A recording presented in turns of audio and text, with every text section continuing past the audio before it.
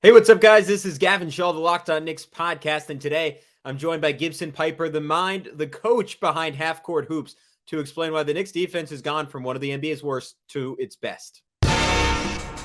You are Locked On Knicks, your daily New York Knicks podcast, part of the Locked On Podcast Network, your team every day.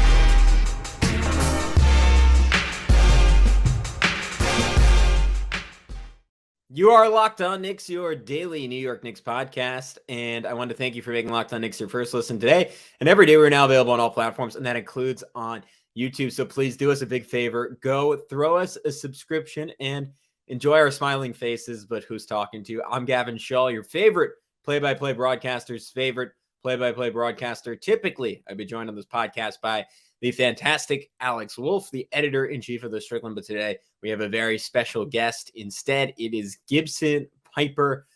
He is a longtime basketball coach, a former consultant for the Dallas Mavericks, for a number of Division I college basketball teams. So certainly a guy who knows his stuff. And he made a video that is just excellent, explaining how the New York Knicks turned around their season, titled "These Two Players Are the Key to the Knicks Winning Streak." So for the full video, go check that out on YouTube. But if you want the specifics on how the New York Knicks have turned around their season, which players are responsible, and why Obi Toppin and Cam Reddish were a little bit more liable for the Knicks' struggles than you might think, check it out right now as we talk to Gibson. All right, guys, as promised, we are joined by Gibson Pyper, the mind behind the fantastic Half Court Hoops YouTube channel. Gibson, welcome to Locked On Knicks. The reason you're here is a happy one. The Knicks defense is much improved, and you made an incredibly thorough and something I learned a lot from video about how the Knicks turned it all around defensively. Yeah, thanks for having me on. Yeah, it was an adventure for sure. Yeah, was there some trauma from watching the early season Knicks defense? It was like, wow, this guy, he really went into the muck. And I know I come out of some of those games with a bad mood, so I can't imagine just sitting down and watching it over and over and over again. Maybe you're a little less invested, but I'm definitely less invested. I try to stay as neutral as possible, especially when looking at teams. I'm a Cavs fan and then Pelicans fan second. So I'm not as invested in the Knicks as, everybody who watches on a day-to-day basis. But from a coaching standpoint, the whole project kind of started off with like, why are they so bad, right? Like I looked at the starting lineup and the most commonly used lineups. The best lineup, was a pretty above average defensive lineup. I think they were like 11th at the time. And then inserting Grimes into that obviously really improved. And so I'm like, all right, why are they they were 24th when I started the project. So I was like, okay, why are they so bad? And then as I started it, they went on the 5-game winning streak they're on right now. And usually when I go through, I can find out pretty quickly why they're bad. But it was basically going through each clip, and there was times where I would just audibly be like, what are you doing? Like, it just didn't make any logical sense when you watch them. Some of the rotations, some of the decision making they made by specific players were just like, what are you doing? Like, that doesn't even make any sense. If you play NBA basketball, they teach you basically 2 to 3 main ways to play defense, especially Tibbs, who's a defensive mastermind. And it's like, it just didn't make any sense at all. And so, there were some audible gasps, and when I name my files, I usually name it, like the action. So it'd be like ball screen, up the touch, good hedge, good drop, whatever the notes are in the file name. So that way, when I'm going through the clips, I can see, okay, this is a great clip. This is a good clip. And then like half the clips from like Obi and Cam in particular were like, what are you doing? Like all caps. What are you doing? I can't believe this. Like, it was pretty shocking at times. Yeah. So that's actually, I think, a good place to start, because I think most Knicks fans' minds, the culprits were pretty clear if the strategic failings weren't always. I mean, you would just see all these plays, right, where guys would seemingly miscommunicate on a screen, or one player just wouldn't go, and they would give up open 3 after open 3, and you combine that with lack of effort in transition, and you combine that with guys not being in the right help spots, and it was just a parade of easy shots for other teams. And 95% of the ire I saw out there, and I'm certainly not blameless, this was on my end too, was directed at Julius Randle and RJ Barrett. And I think Julius is always an easy target because he never really wants to take blame for anything. And it was a consistent situation of him. I'm sure you saw this on film a ton, just not really helping or letting a guy stroll on by him for a bucket and then pointing at someone else constantly. And we were trying to kind of be objective about it. Like, all right, was that someone else's fault? Like, why is he always blaming someone else? Like, why does it seem like he's never moving? And then RJ just looked way out of shape to start this season. But Obi, I think because he's so beloved by Knicks fans, got a pretty significant break. But after watching your video, I knew I had a little bit more sympathy for Tom Thibodeau when we were all asking, why isn't this guy playing a whole lot more? But what did you see from him specifically on film? Yeah, the interesting part is I think his best position is probably a small ball center, right? In terms of like his versatility that he could bring on offense as a rim runner, as maybe even a secondary playmaker on the roll. But defensively, it's obviously not his strength because he's literally not strong, and he doesn't really move his feet like I thought he would be able to. For someone who's as athletic as he is, he shuffles a little too much, like in hesitation, and so when you play him and pair him with Julius Randle, and Randle was definitely not innocent leading up to the new winning streak that they have now. He's been a lot more locked in, a lot more attentive on defense. But you pair those two together, and it was just kind of like a comedy of errors at times, like 3 straight possessions where Randle would fall asleep, Obi overhelps, Obi can't defend a pick and roll correctly, and it would just be layup 3. And it would just be a culmination of both those guys impacting each other at times. But the problem with Obi is he just does things that don't make any sense. Like there was one play that I'd highlighted against the Hawks, which even, in a win, where it was a drive, the drive was cut off and Hartenstein was in help. Like he was the next guy rotating over. There was no need to help. And then Obi just leaves the opposite corner, runs into help, jumps up in the air when his man's on the wing. He jumps when the guy's going to pass to the corner, and it just leads to an open 3. I mean, it wasn't a very talented player he was guarding, but still, it just like those, you don't watch the best teams and see those kind of errors, right? Like those specific plays where it's just like, why are you jumping there? Like, why are you not staying solid using your length? Like, why are you not moving your feet and being in the correct position? And so many times where he would rely on an athletic move on defense where it didn't call for it, right? Like you can be a good athlete on offense and a bad athlete on defense because teams can use that athleticism against you. And so like if he's defending the pick and roll, I can't remember the team that it was actually against OKC, because I'm doing a Shea Gilgeous-Alexander breakdown now. And Shea came off a ball screen and it was a pick and pop situation. And normally in those scenarios, if Obi's guarding that, it would be him at the level where he's basically almost touching his man. And then as the ball screen comes, he should take the guy driving and then tell the player guarding the ball to take the pick and pop man, right? And so and then what happened is Shea drove. I think Derrick Rose was guarding him, and then Obi stayed at the free throw line the entire time. Like he didn't guard the ball, and then he didn't guard the pop, and it was just kind of like shuffling in no man's land. And there was just too many of those mistakes often enough that it was just like, I know the numbers say that he's a pretty good defender, but like I don't know where that comes from too much, because I just watched and I'm like, I don't know if he knows what he's doing all the time. All right, guys, when we come back on Locked On Knicks, Gibson is going to dive deep on the issues that Cam Reddish had on the defensive end of the floor. But first, Turo is the world's largest car-sharing marketplace. With Turo, you can book any car you want whenever you want it from a community of local hosts. Browse a huge selection of vehicles for just about any occasion or budget across the U.S., Canada, and Australia, plus the UK. Book a spacious SUV or minivan for a family road trip. Get a classic or luxury car for a special event, birthday, or holiday. Find affordable economy cars if you're on a budget and just need to get from A to B. Test drive the new electronic vehicle you've had your eye on to see how it fits into your everyday life. Many Turo hosts can even deliver the car right to you. Every trip is backed by liability insurance. Terms, conditions, and exclusions apply. Forget boring rental cars and find your drive at Turo.com.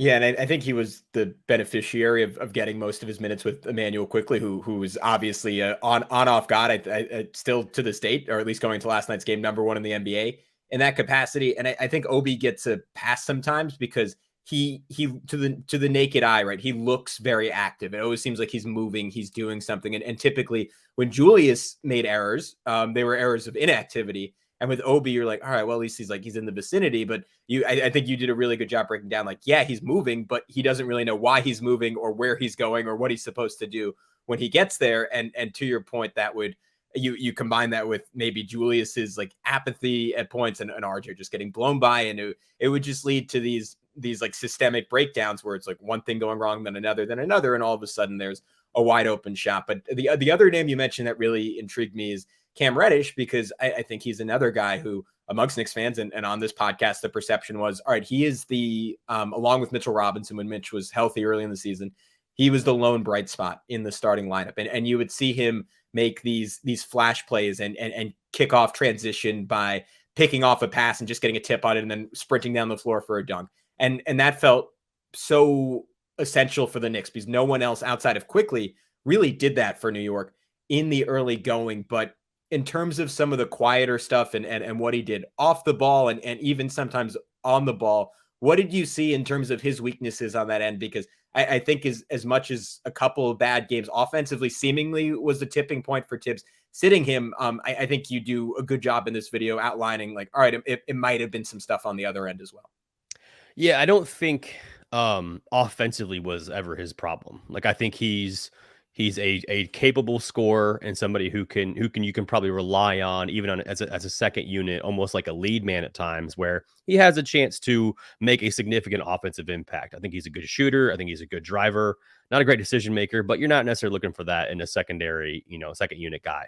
So when you watch like him defend, it's definitely not a tools problem, right? Like he's tall, he's long, he's athletic.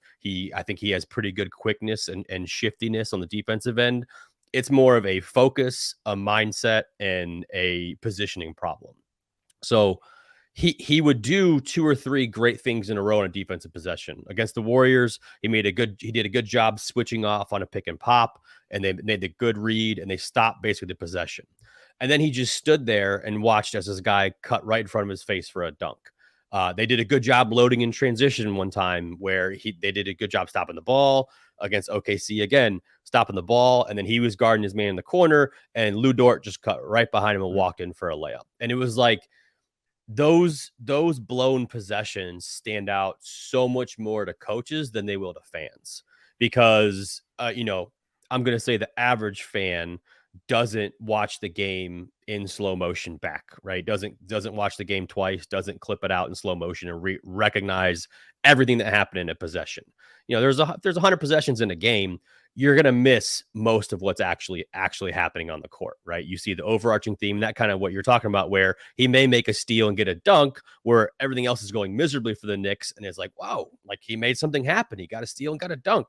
But that same steal also has 4 or 5 other examples of him gambling in a gap and getting beat backdoor or gambling and getting out of position. And then that results into the other team being able to have an advantage. And maybe it's a third player off the ball scoring, hitting a 3, whereas he didn't get scored on, but the result of his actions, his gamble ended up in a score. So those are the tricky parts when it comes to evaluating a true defensive impact. So the coaching staff sits in the room and they're like, well, Cam missed these 5 straight possessions on defense. We can't play him in the second half. And that's what's kind of led into some of this decision making. Yeah. And I guess I kind of wanted to explore the bigger picture schematic stuff as well, because there was certainly, I remember even as far back as when Tibbs was first hired, there were questions, all right, does his scheme still work? And at points with the Knicks, that answer has been a resounding yes, right? His first season, the Knicks, I think, finished second in the NBA in defense. Certainly were top 5. Last year, pretty bad start post All-Star break. Once they settled in, once Kemba Walker was fully out of the rotation, they led the NBA in defense. This season, as you noted, and we've talked about a lot on this podcast, at one point, it wasn't that long ago, it was probably about a month ago, they were 26th in the NBA in defense, and all the teams behind them were pretty aggressively tanking. And now you have this big flip, and it seems like, all right, all of a sudden they can play defense again. And so much of it is personnel based, but what do you think of the system Tibbs runs? And at least, again, this is something you noted in your video, but to me, this was one of the bigger culprits earlier in the year. I thought at times he overemphasized protecting the paint at the expense of leaving shooters wide open. And you'd see these possessions where a guy was just grossly overhelping on a drive where it wasn't necessary, and they'd have 2 feet in the paint, and his man would be out behind the arc, wide open for a 3-pointer. And I guess from the outside looking in, it's hard to divorce. All right, is that a player kind of getting over eager, or is that Tibbs preaching like, hey, we can't allow paint points. We can't allow paint points no matter what, and giving up wide open threes to, as you know in the video, at times poor shooters, but if they're NBA players and they have 10 feet of space, they're going to go in more often than that. Yeah, and I think you kind of hit it right there where we don't, we're dealing with half the information, right? Mm-hmm. Like we're dealing with film and stats, but we're not in the coaches' meetings. We're not in when they're talking about what they're going to do and how they're going to do it. And every game is different, right? Where you may say, hey, no matter who's Hartenstein's guarding, he's going to be the help man, right? Like we don't know if that's what they're saying and emphasizing in those meetings. So trying to glean that information, makes sense to where you're like, okay, this is where it should come from, but maybe they just want their bigs helping no matter what, no matter who they're guarding. And that's where teams like the Thunder and like the Mavericks can give you problems if you play 5 out and you make your big the help guy and they just put the big at the top of the key like Kleba or, a good 3-point shooter. That's where the problems can really hurt you. Yeah. So, they definitely overhelp, which has been, there's not really a correlation between teams that overhelp or teams that underhelp or give up the most threes or don't give up any threes that make it to where this is a good defensive system in the NBA. It's all based on every team's personnel and kind of tweaking and experience. So the Bucks, for example, I did a breakdown on their defense this year. The previous 3 years under Budenholzer, they essentially were playing the Knicks defensive system where it was like overhelp in the paint, forget about 3-point shooters, let the variance, results as they may come. Yeah. The same thing with the Heat. Heat are the number 1 team in the NBA right now. They allow the most 3-pointers from the defensive system. I think the Knicks are second right now, 29th. I use Clean the Glass for all my stats and stuff that I reference.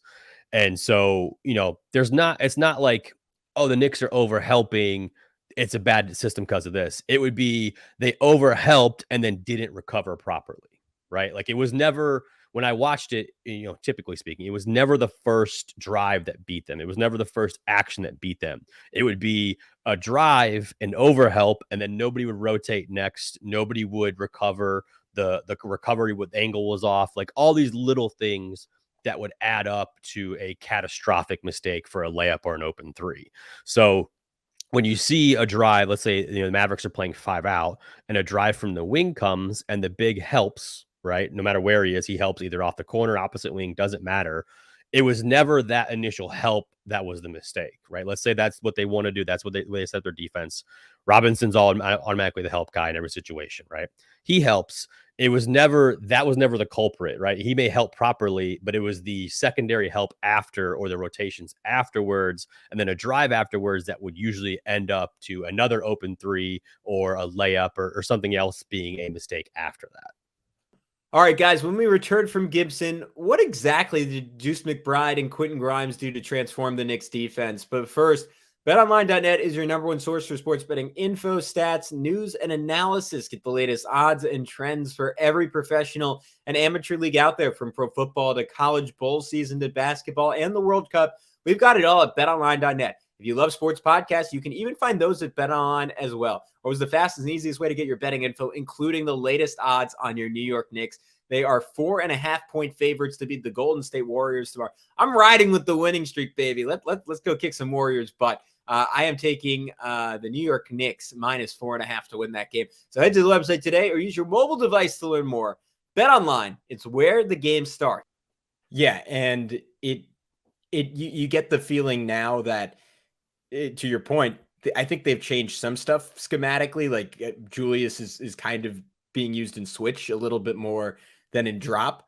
But the biggest difference is obviously just having Deuce McBride and Quentin Grimes in there. And I mean, I referenced this play the other night, but 2 games ago, you had a play where RJ Barrett didn't make the proper rotation and his man was wide open at the wing. So Deuce rotated. I mean, this was beyond what he's supposed to do, but he rotated from 2 spots over, sprinted out, and got a hard contest on it.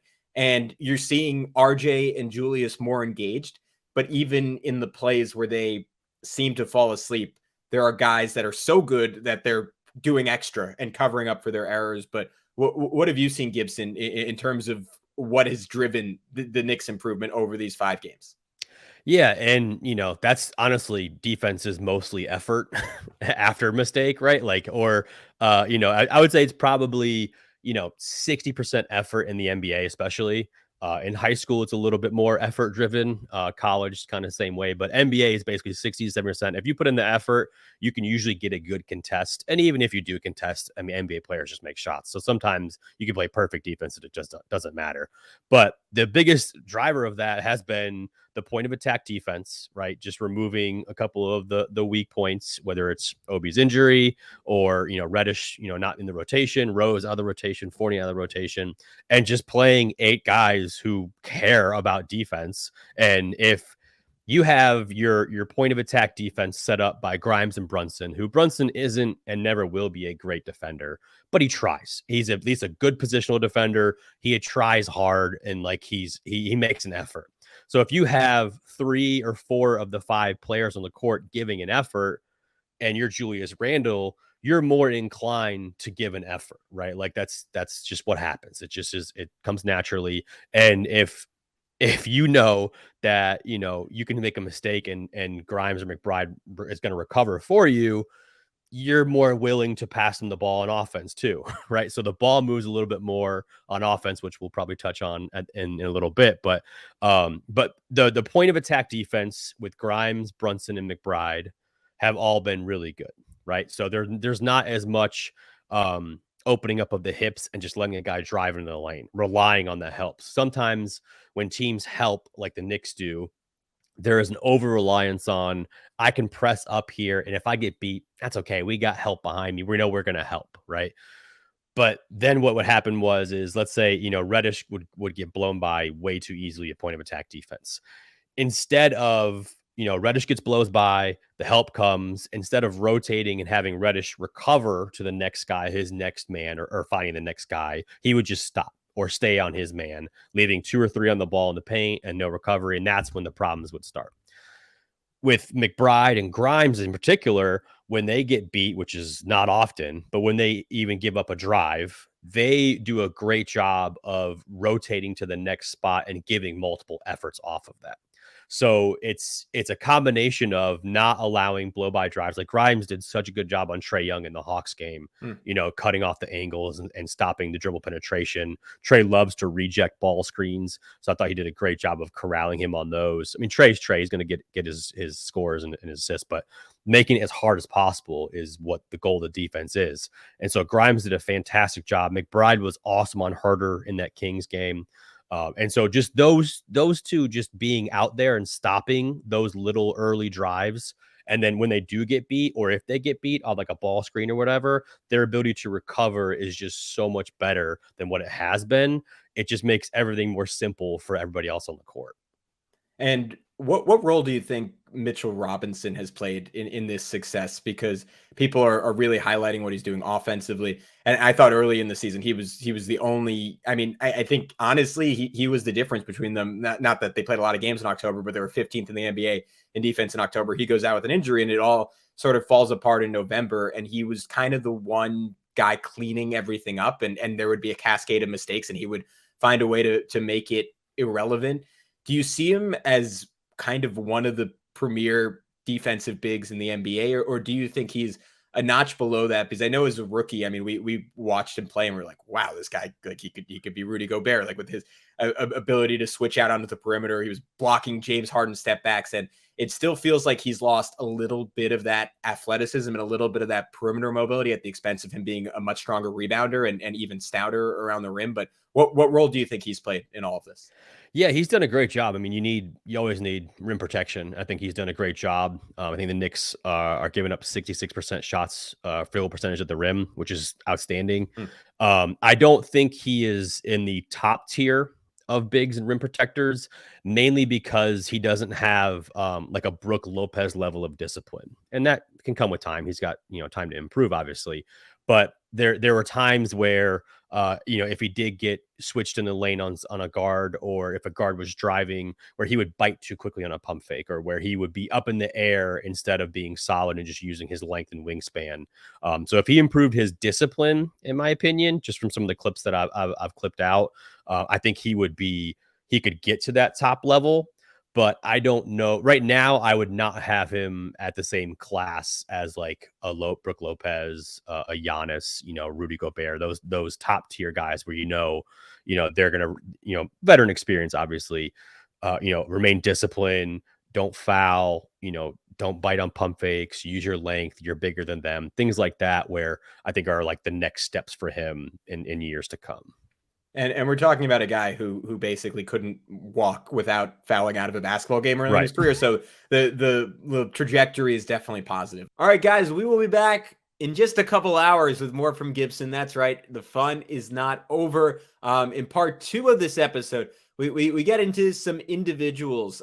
We talk about how Julius Randle has shored himself up defensively, a little bit on Jalen Brunson holding his ground. And a whole bunch of other Knicks before talking about the Knicks' ultimate ceiling on defense and what types of plays they can add in to fix up their offense. So all that and more next time with Gibson. And next time is just a short ways away, because we'll be putting that episode up this afternoon. But until then, I'm Gavin Shaw. This was Locked On Knicks. We'll talk to you soon. Peace out.